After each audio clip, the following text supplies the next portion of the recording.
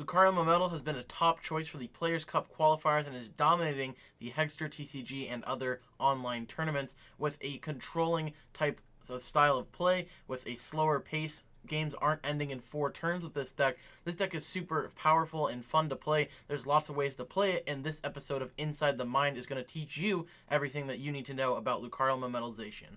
Yo guys, my name is Will, also known as JenksTCG, and today we are going to be going inside the mind to take a look at Lucario Melmetal Zacian in the standard format. There's a lot of cool ways to play this deck. I'm super excited to show off some of the lists I've been working with, and this has been the deck that I've played the most Players' Cup qualifiers for, and if you haven't seen it already, I live stream on Twitch, and we have been playing this deck a whole lot on Twitch, so go ahead and peep the Twitch and join the Discord, which is going to be in the description. We're trying to grow a community in the Discord, and that helps with the PTCG hotline, so be sure to check that out. With that being said, let's go ahead and hop right into Lucario Melmetal Zacian. Lucario Melmetal Zacian, or LMZ, aims to use the Full Metal Wall GX attack on Lucario Melmetal tag team to then go into a plethora of Zacian V or Zamazenta Vs and then win the game that way. With Metal Goggles, you're going to be preventing damage from any abilities and damage counters that come onto your Pokemon while reducing 30 damage total, and with that Full Metal Wall reducing another 30 for a total of 60. With cards like Crushing Hammer, Malolana, and other cards like you can put in the deck, this deck is extremely cool to play and is a nice controlling element that really slows down the game. Let's go ahead and talk about some of the lists that we're going to be showing off in the video, starting all the way back from the Players' Cup up until how I would play the deck now.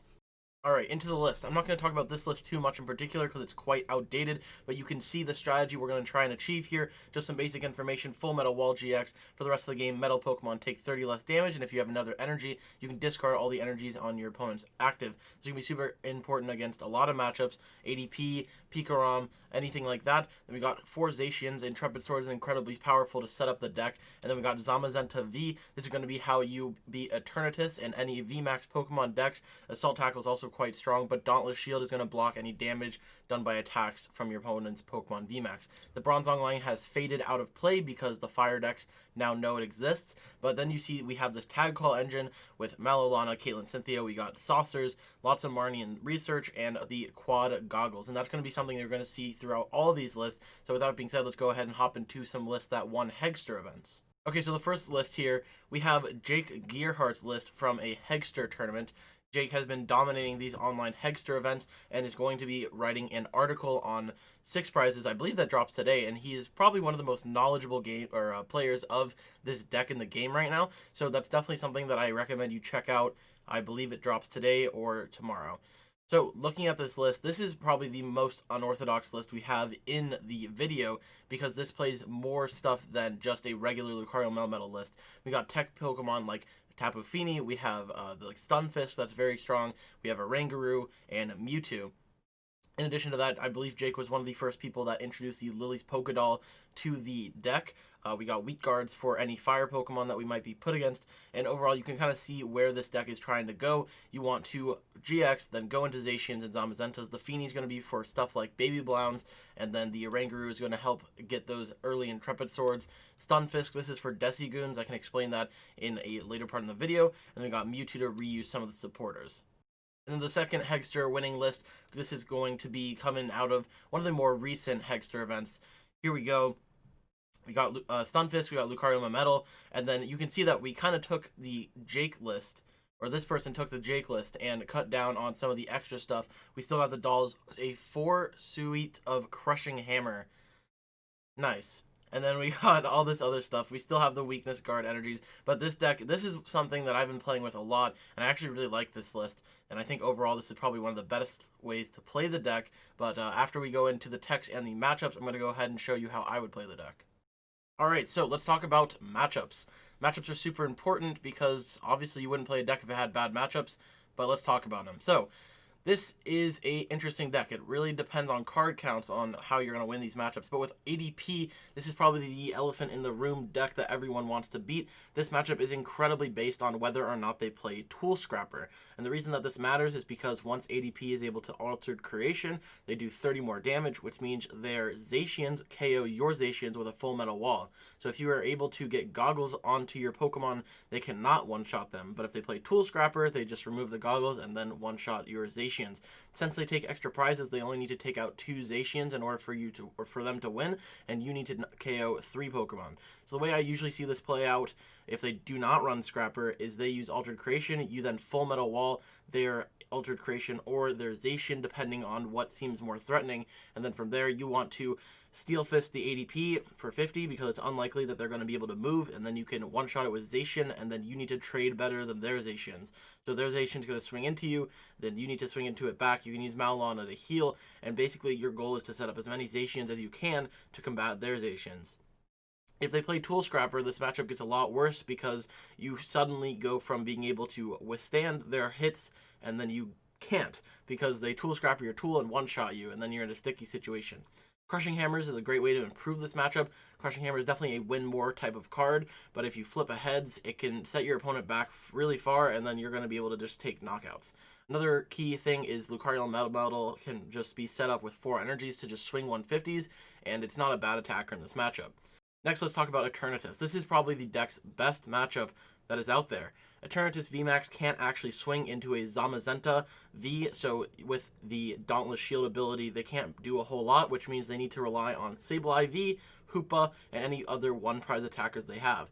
There's a Toxicroak Slowbro version that's a little more annoying, but it's still pretty manageable. The way you want to handle this matchup, you want to GX as fast as possible, get your goggles down onto your Pokemon, and something very important to note with this deck is you do not want to bench a whole lot of Pokemon. This is going to allow your opponent to go around the things that you are trying to block their attacks with and just take out knockouts that way. So try and go for a Lucario Melmetal, a Zacian, and a Zamazenta, and this way you are going to block any Zigzagoon tags that come into play, and now your goal is to KO the Sableye V before it can start attacking. So you want to go ahead and Boss's Order up the Sableye V and use Zamazenta to swing into it. If you can do that, you pretty much win. You just need to KO that and their Hoopas, and then nothing is going to be able to be knocked out on your board. It's important to note that the Zacian is here because of Intrepid Sword. If you're able to set up without it, it's better not to have it, but it's also a way to take one-shots on Slowbros or Sableyes or anything that might be a little annoying. Next matchup I want to talk about is Decidueye Obstagoon. This is not a matchup that a whole lot of people know how to play. This matchup really comes down to whether or not you play the Stunfisk, because this is going to give you the best odds of winning this matchup. If you don't play the Stunfisk, you're going to need to deck them out, and the basic idea is a Zacian that has used the Full Metal Wall with Metal Goggles takes 0 damage from Decidueye. So if you can out-heal the damage from Obstagoon enough times, you can potentially deck them out, but with Fion, it's not going to be possible. With the Stunfisk, however, you are able to put a Stunfisk into the active and remove the energies from Obstagoon because of that Snap Trap ability that says when the Stunfisk gets hit, you can remove an energy from the attacking Pokemon. So this makes them use the Decidueye, and then they have no energies to attack with while you can attack with the Stunfisk. So ideally, they're going to start attacking with Obstagoon, you promote the Stunfisk, and you heal it as many times as you need to in order to keep it in the active. Eventually, they can't attack it because the Decidueye is also going to do 0 damage to the Stunfisk that has Full Metal Wall and it goggles, and then you just use the attack on Stunfisk over and over again until you win. Last matchup I want to talk about is Mirror. This is an interesting one. It's a very resource control heavy game. I'm sure that Jake's article will go into it significantly more than what I'm going to say, but basically you want to resource control and play as little resources down as possible. And what I mean by this is you should save your Full Metal Wall GX for when you're clearing off an attacker, not just going attach GX as fast as possible. So for example, if your opponent swings into you with a Zacian V, you might want to combine Marnie with a Full Metal Wall and then completely remove all the energies on their board. You also want to be wary of your switch count and your Malon count. I could see upping one of these if you want to make your mirror a little bit better, and this is going to be super important because your Zacians cannot pivot very well with this deck. There's no air balloons or anything like that, so you require those switch cards to get back-to-back attacks. Because your Zacians cannot one-shot them and they cannot one-shot you, you need to play the board and basically just don't get knocked out. You need to resource control, and there are a lot of deck-out plays that you can make with this deck in the mirror match. Here's the text. This is a pretty simple list. I actually don't think that this deck needs a whole lot, and once we take a look at the next 2 lists I'm going to showcase, you're going to see that a lot of these texts are actually in this list, and I don't think there's a whole lot of reason to play any of the other texts that might be included in this deck.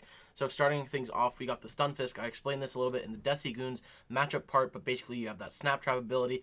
If it's in the active and damaged by an opponent's attack, you discard an energy from the attacking Pokemon, so you're going to want to target those dark energies on Obstagoons.